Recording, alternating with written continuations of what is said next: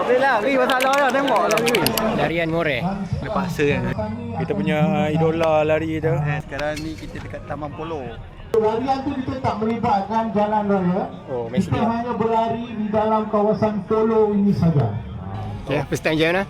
First time First time. Kena paksa kan. Tolong aku dia. Ni. Alah, apa salah ya? Tadi program kita ni more to fun run ya. Betul. Handphone ya, handphone untuk Jauh sikit.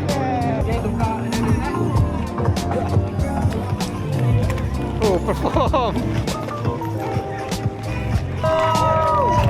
Kita akan lari selama 1 jam. Tak kisah nak bawa berapa kilo. Tapi dalam 1 jam lah. Okay, berapa kilo? Mungkin 10 lah. 10. Berapa? Satu bang. Satu yang terbaik. Satu lah. 0.5. Ramai. Lagi macam mana jalan kan. Tak boleh lari. Tak boleh lari masalah dah, tengok lari. Tak boleh lari. Di sini kat depan lah. Kita geng-geng orang belakang.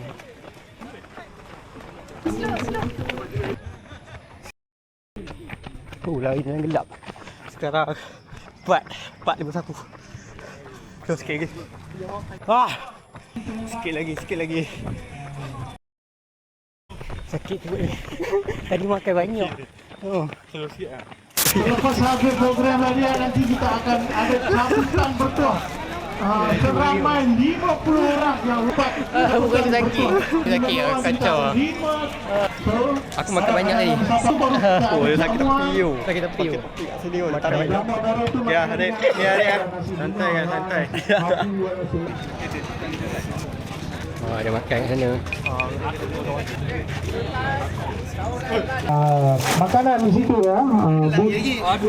Kita tunggu cabutan betul. Macam tak. Dapat tak? Asyik dapat tak? Redor. Dapat. Tak dapat. Ramai. Kalau dapat, Alhamdulillah. Kalau tak dapat tu, rezeki orang lain lah. 5.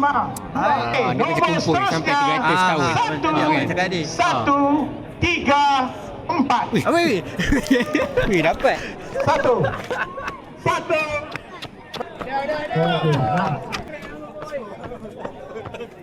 Tahniah yuk, tahniah. Tahniah, okey. Tahniah. Kita mahu kita Captain Maf. Terusnya saya minta Dapat medal ke? Dapat energy gel. Dapat. Jangan rebut. Dapat kopi.